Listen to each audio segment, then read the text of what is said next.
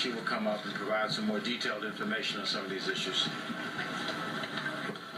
I just want to first start off by saying, and as far as the initial response here this morning, you've heard we have at least one officer with gunshot wounds that is currently being treated, but the response by uniformed police officers from both the Metropolitan Police Department and United States Park Police was absolutely nothing short of heroic.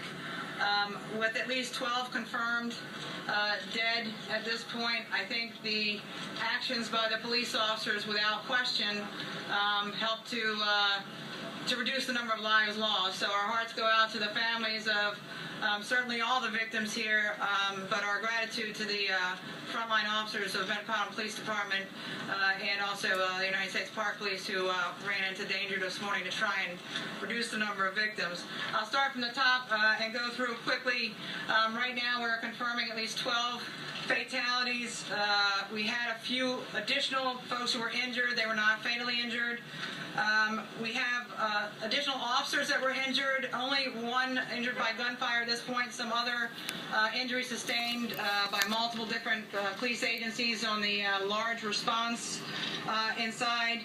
We are officially now transitioning to an FBI lead, so the FBI will lead the investigation. The entire investigation will be processed and handled as a unified process.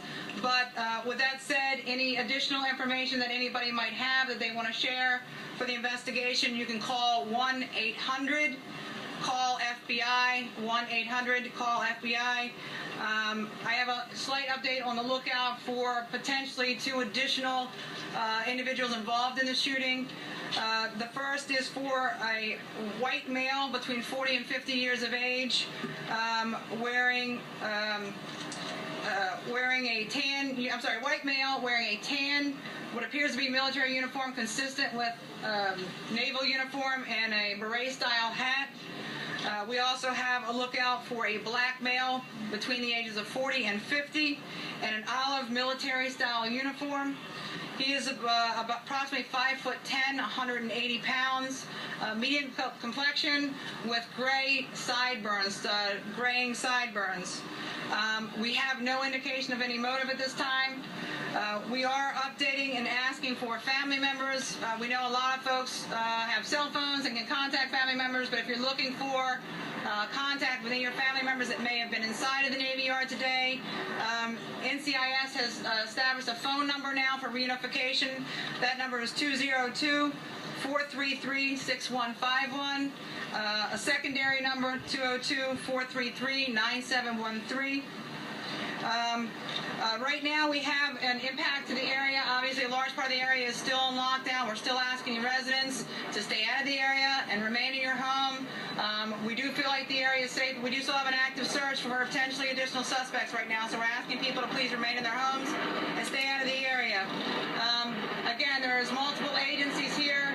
We've gotten support from a lot of our counterparts in the region, Maryland and Virginia, as well as all the federal agencies here in Washington, D.C.